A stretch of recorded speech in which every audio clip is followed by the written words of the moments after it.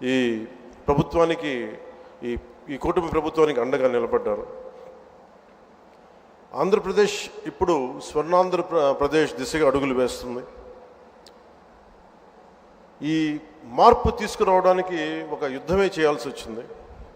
ఆ పోరాటానికి ఫలితం వచ్చి ఏడాది పూర్తయింది. చీకటి నుంచి వెలుగులోకి ఇప్పుడిప్పుడే వస్తున్నాం. ముందుగా రాష్ట్ర ప్రజలకి తెలుగుదేశం, భారతీయ జనతా పార్టీ, జనసేన కూటమికి అద్భుత విజయాన్ని అందించిన రాష్ట్ర ప్రజలకి ఈ సుపరిపాలనకి ఏడాది వచ్చిన సందర్భంగా మేము మీకు ప్రత్యేకంగా కృతజ్ఞతలు తెలియజేస్తున్నాం. రాష్ట్ర ప్రజల రుణం తీర్చుకునేందుకు గౌరవ ప్రధాని శ్రీ నరేంద్ర మోదీ గారి మార్గనిర్దేశకత్వంలో, పాలనలో అపార అనుభవం కలిగిన గౌరవ ముఖ్యమంత్రి శ్రీ చంద్రబాబు నాయుడు గారి నాయకత్వంలో కూటమి ప్రభుత్వం నిరంతరాయంగా కృషి చేస్తూనే ఉంది. ఒకవైపు కుదేలైన ఆర్థిక వ్యవస్థ, అస్తవ్యస్త విధానాలతో ఉన్న ఈ నడిపిన ప్రభుత్వాన్ని తిరిగి గాడిని పెట్టడానికి గౌరవ ముఖ్యమంత్రి గారి అపారమైన అనుభవం మా అందరికీ ఎంతో బలాన్ని ఇస్తూ ఉంది. అలాగే గౌరవ ప్రధానమంత్రి శ్రీ నరేంద్ర మోదీ గారి కేంద్రం నుంచి అందిస్తున్న సహాయ సహకారాలతోటి, ముఖ్యమంత్రి గారి పాలనా దక్షతతోటి, మంత్రివర్గ సహచరుల మద్దతుతోటి స్వర్ణాంధ్రప్రదేశ్ విజన్ 2047 వికసిత్ భారత్ లక్ష్యాల సాధన దిశగా ముందుకు వెళ్తూ ఉంది. ఈ మధ్యనే మనం 11వ అంతర్జాతీయ యోగా దినోత్సవం సందర్భంగా గౌరవ ముఖ్యమంత్రి శ్రీ నారా చంద్రబాబు నాయుడు గారి నేతృత్వంలో ఎన్డీఏ కూటమి ప్రభుత్వం విశాఖపట్నంలోని బీచ్ రోడ్లో 3 లక్షల పైచిలుకుతో మందితో నిర్వహించిన యోగాంధ్ర కార్యక్రమం ప్రపంచ రికార్డు సృష్టించింది. అలాగే రాష్ట్ర ప్రభుత్వ పథకాల్లో నేను చాలా సందర్భాలు అడిగేవాడిని ముఖ్యమంత్రి గారిని. ఎలక్షన్ సమయంలో మనం ఈ సూపర్ 6 ఇలాంటివన్నీ ఎలా చేయగలం ఏంటని మాట్లాడితే ఆయన ఎప్పుడు కూడా అనేది ఏంటంటే, డెవలప్మెంట్తో పాటు మనం వీటిని ఏవైతే ప్రజలకు అవసరమైతే ఉన్నాయో అవి కూడా ఇవ్వాల్సిందే మనం అని చెప్పేసి, ముఖ్యంగా ఆయన 3,000 దాకా ఉన్న పెన్షన్ని ఆయన రాగానే 4,000కి పెంచగలిగారు. దివ్యాంగులకు ఇచ్చే పెన్షన్ 3,000 నుంచి 6,000. దివ్యాంగులు కొన్ని సంవత్సరాలుగా నా దృష్టిలో ఉంది, అందరూ ముఖ్యమంత్రి గారి దృష్టిలో ఉంది, మాకు పెంచండి అని అంటుంటే అది కుదరలేకపోయింది ఎవరికి, ఏ ప్రభుత్వానికి కూడా. కానీ ముఖ్యమంత్రి గారి నాయకత్వంలో ఆయన ఫినాన్షియల్ మేనేజ్మెంట్ అద్భుతం కాబట్టి 3,000 నుంచి 6,000కి పెంచారు. అలాగే ఈ సామాజిక పెన్షన్స్ చాలా అవసరం ఇవన్నీ చెప్పి వీటి కోసం 1,939 కోట్లు గత ప్రభుత్వం వెచ్చిస్తే, కూటమి ప్రభుత్వం 2,717 కోట్లు ఖర్చు చేస్తూ 63 లక్షల మందికి ఇది చేయూతనిస్తాం. ఆకలితోటి ఏదైనా బయటికి వెళ్ళి తిందాం తక్కువ ధరతో అనే అన్నా క్యాంటీన్ని మూసేసిన ప్రభుత్వాన్ని తిరిగి కూటమి ప్రభుత్వం రాగానే పునరుద్ధరించింది. 204 అన్నా క్యాంటీన్లు తిరిగి ప్రారంభించి సగటున రోజుకి 3 లక్షల మంది ఆకలి తీరుస్తాం. అలాగే దీపం పథకం ద్వారా తొలి విడతలో 1.15 కోట్ల గ్యాస్ సిలిండర్ని ఉచితంగా అందించారు. ఈ పథకం కోసం కూటమి ప్రభుత్వం 5 ఏళ్లలో 13,423 కోట్ల మొత్తాన్ని ఖర్చు చేయటం. అలాగే మత్స్యకారు సోదరులకి దాదాపు 1,22,965 మందికి 266 కోట్లు అందజేసిన 20,000 రూపాయల చొప్పున. అలాగే నారా లోకేష్ గారు ప్రత్యేకించి ఆయన తీసుకున్న ఈ ఎడ్యుకేషన్ ఈ శాఖల ద్వారా ప్రత్యేకించి నాకు వ్యక్తిగతంగా నచ్చింది అని చేసింది, డొక్కా సీతమ్మ మధ్యాహ్న భోజన పథకం పెట్టడం. ఎంతసేపు ప్రభుత్వ పథకాలకి గత ప్రభుత్వంలో ఆయన పేర్లు పెట్టుకోవడం, వారి పేర్లు పెట్టుకోవడం కంటే కాకుండా ఎవరైతే సమాజానికి ప్రేరణగా ఉన్నారో అలాంటి వారి పేర్లు పెట్టడం మనస్ఫూర్తిగా సర్వేపల్లి రాధాకృష్ణన్ గారి మన స్కూల్ కిట్స్ అందించడం, ఇలాంటి చాలా రెవల్యూషన్ నిర్ణయాలు తీసుకున్న నారా లోకేష్ గారికి నా ప్రత్యేకంగా నా ధన్యవాదాలు తెలియజేస్తాను. ఇట్స్ క్వైట్ ఇన్స్పైరింగ్ అనిపించింది. అలాగే తల్లికి వందనానికి దాదాపు 67 లక్షల మందికి పైగా విద్యార్థులకు లబ్ధి చేకూరింది. ఈ మొత్తంలో 1346 కోట్లు పాఠశాలల అభివృద్ధికి వెళ్తూ ఉంది. 10,000 చొప్పున 10,091 కోట్లు ఖర్చు చేస్తున్న ఈ పథకం 67 లక్షల మందికి పైగా లబ్ధి. గత ప్రభుత్వం జాబ్ క్యాలెండర్ పేరిట మీద యువతని సరిగ్గా వదిలేసింది. ఒక్క డిఎస్సి కూడా నిర్వహించిన పాపాన్ని పోలేదు. కూటమి ప్రభుత్వం వచ్చిన వెంటనే 16,347 ఉపాధ్యాయ నియామకాలకు మెగా డిఎస్సి నోటిఫికేషన్ విడుదల చేసింది. వైసీపీ హయాంలో ఉపాధి కోసం యువత పక్క రాష్ట్రాలకు వెళ్ళిపోయే పరిస్థితుల్లో కూటమి ప్రభుత్వం నారా చంద్రబాబు గారి నాయకత్వంలో 20 లక్షల ఉద్యోగాల కల్పన దిశగా చాలా బలమైన ప్రణాళికలు సిద్ధం చేస్తూ ఉంది. 6,100 పోలీసు ఉద్యోగాల నియామకాలకు చర్యలు తీసుకుంది. ముఖ్యంగా గత పాలనలో లక్షలాది భవన నిర్మాణ కార్మికులు ఉపాధి కోల్పోయారు. నిర్మాణ రంగం కుదేలైంది. అలాంటి వాళ్ళకి కూటమి ప్రభుత్వం రాగానే ముఖ్యమంత్రి గారు ఒకటి చెప్పిన ఉచిత ఇసుక విధానాన్ని అమలు చేయాల్సింది చెప్పి చేసినందుకు ప్రత్యేకంగా భవన నిర్మాణ కార్మికుల తరపున ముఖ్యమంత్రి గారికి నా కృతజ్ఞతలు తెలియజేసుకుంటున్నాను. ఏడాది కాలంలో బ్రాండ్ ఏపీని పునరుద్ధరించడం ద్వారా 9.4 లక్షల కోట్ల పెట్టుబడుల్ని ఆంధ్రప్రదేశ్ ఆకర్షించింది. తద్వారా 6 లక్షల ఉద్యోగాల కల్పనకు ఇది దారి వేస్తుంది. గత 5 ఏళ్లలో గజానికి గొంతగా మారిన రాష్ట్ర రహదారులకు పునర్జీవం నింపుతూ 20,000 కిలోమీటర్లు R&B రోడ్లకి మరమ్మతులు చేసింది. వైసీపీ గత పాలనలో ల్యాండ్ యాక్ట్ని రద్దు చేసే ఒక ల్యాండ్ యాక్ట్ని తీసుకొచ్చింది. దాన్ని రద్దు చేసి కూటమి ప్రభుత్వం రాగానే చంద్రబాబు గారి నాయకత్వంలో ఆ యాక్ట్ని రద్దు చేసి ప్రజల ఆస్తులకి రక్షణ కల్పించే విధంగా చర్యలు చేపట్టింది. గత ప్రభుత్వంలో BC, SC, ST, minority subplan నిధుల్ని సైతం ఇష్టారాజ్యంగా మళ్లించి వెనకబడిన వర్గాల వారికి ద్రోహం చేసింది. కూటమి ప్రభుత్వం సప్లాన్ నిధులు దుర్వినియోగం కాకుండా చేపట్టి ఆయా వర్గాల స్వయం ఉపాధి పథకాలకి వెచ్చిస్తూ ఉంది. ప్రత్యేకించి నేను పంచాయతీరాజ్ శాఖని నేను నిర్వహిస్తున్నాను కాబట్టి దానికి సంబంధించి కొంచెం చెప్తాను మీకు. పంచాయతీరాజ్ గ్రామీణాభివృద్ధి శాఖ బాధ్యతలు స్వీకరించిన వెంటనే సర్పంచులు తలెత్తుకునేలా మొదటి అడుగు వేయడమైంది. జాతీయ పండుగలైన స్వాతంత్ర దినోత్సవం, గణతంత్ర వేడుకలకు నిర్వహణకిచ్చే నిధుల్ని మైనర్ పంచాయతీలకు 100 నుంచి 10,000కి, మేజర్ పంచాయతీలకి 250 నుంచి 25,000కి పెంచాం. గ్రామాన స్వాతంత్ర గణ దినోత్సవ వేడుకలను ఘనంగా నిర్వహించుకునే అవకాశం కల్పించి ఆత్మగౌరవాన్ని కాపాడాం. సర్పంచుల ఆత్మగౌరవాన్ని. గ్రామ స్వరాజ్య సాధన లక్ష్యంలో ఒకే రోజున 13,326 పంచాయతీల్లో గ్రామ సభలు నిర్వహించి ఒక సరికొత్త రికార్డు సాధించాం. ఇది పల్లె పండుగ ద్వారా గ్రామీణ రహదారులకి ఒక కొత్త కళ తీసుకొచ్చాం. రైతులకి అండగా మినీ గోకులాలు, నీటి కుంటలు చాలా తక్కువ కాలంలోనే తవ్వించాం. మహాత్మా గాంధీ జాతీయ గ్రామీణ ఉపాధి హామీ పథకం ద్వారా రాష్ట్ర వ్యాప్తంగా 46,94,000 కుటుంబాల్లో 75,23,000 మంది ఉపాధి శ్రామికులకి వారి సొంత గ్రామాల్లోనే ఉపాధి కల్పించాం. 2024-2025 ఆర్థిక సంవత్సరంలో 5,10,000 కుటుంబాలకి 100 రోజులకు పని కల్పించాం. అలాగే ఈ అడవి తల్లి బాట కార్యక్రమానికి ప్రత్యేకించి గౌరవ ముఖ్యమంత్రి గారికి నా ధన్యవాదాలు తెలియజేస్తా ఉన్నాను.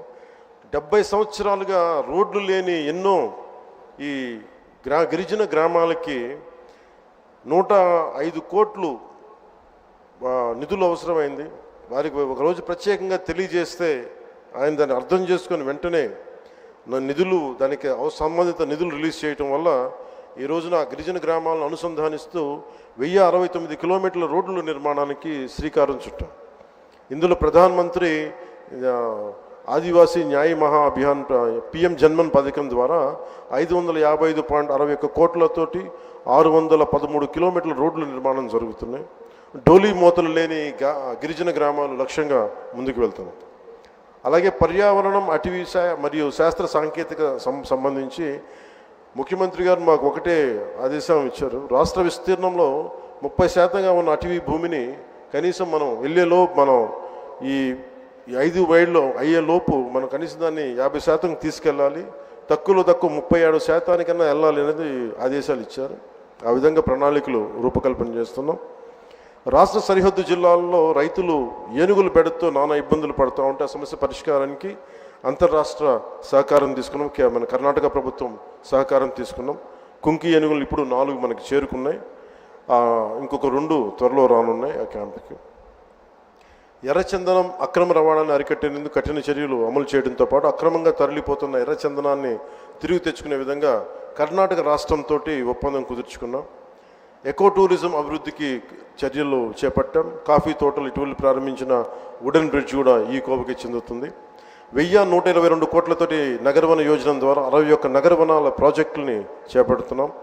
85.63 లక్షల ద్వారా ఎకో టూరిజాన్ని అభివృద్ధి చేస్తూ రాష్ట్రంలో 48 కమ్యూనిటీ బేస్డ్ ఎకో టూరిజం కేంద్రాలని వన సమితుల ద్వారా నిర్వహించబడుతున్నాయి. జూన్ 5, మన వన మహోత్సవం సందర్భంగా కోటి మొక్కలు నాటి ట్రాకింగ్ కోసం geographical information system, management information system, quick response కోడ్లు మొదలైన యాప్లు అమలు చేశాం. అలాగే ప్రత్యేకించి సైన్స్ అండ్ టెక్నాలజీ మీద ఇప్పుడిప్పుడే దృష్టి పెడుతున్నాం. విద్యార్థులకి ప్రోత్సాహకాలు అందించే విధంగా అడుగులు వేస్తున్నాం. అలాగే నేను రిప్రజెంట్ చేసే పిఠాపురం నియోజకవర్గ ప్రజలకు ఇచ్చిన మాట మేరకు అభివృద్ధి కార్యక్రమాలు చాలా బలంగా చేపట్టాం. 388 కోట్లకు పైగా అభివృద్ధి పనులను చేపట్టాం. వచ్చే 4 ఏళ్లలో గౌరవ ప్రధానమంత్రి శ్రీ నరేంద్ర మోదీ గారి సహకారంతో, ముఖ్యమంత్రి వర్యులు శ్రీ చంద్రబాబు నాయుడు గారి సహకారంతో రాష్ట్రం మరింత ప్రగతి సాధిస్తుందని ప్రజలకి హామీ ఇస్తున్నాం. ఈ సందర్భంగా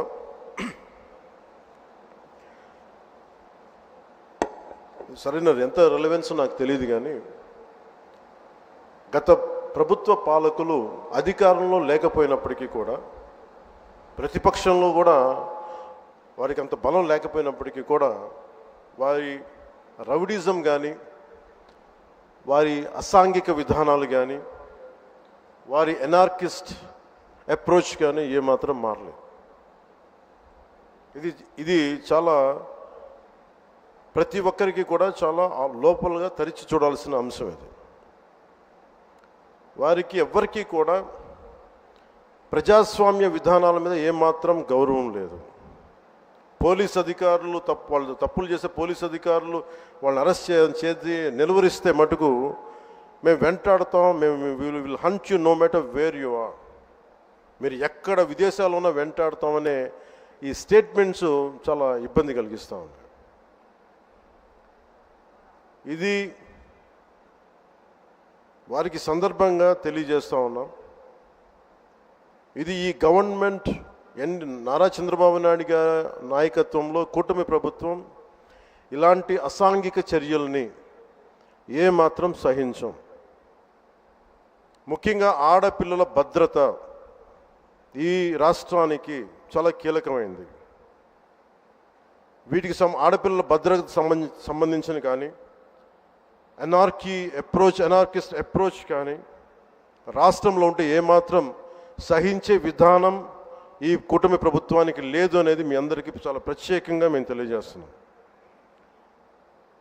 వారికి కూడా బెదిరించే వాళ్ళకి ఈ సందర్భంగా ఒకటే తెలియజేస్తున్నాం, గొంతుకులు కోస్తాం, కుత్తుకలు కోస్తాం, ఇలాంటి నినాదాలకి భయపడే వాళ్ళం ఎవరూ లేము ఇక్కడ. అలాంటివన్నీ చూసే మీలాంటి వాళ్ళని ఎదుర్కొని ఇక్కడ దాకా వచ్చాం. ఇలాంటి పిచ్చి బెదిరింపులు కానీ, పనికి మాలిన బెదిరింపులు కానీ దయచేసి చేయకండి. తాటాక చప్పులకి ఇక్కడ ఎవరు భయపడేవారు లేరు.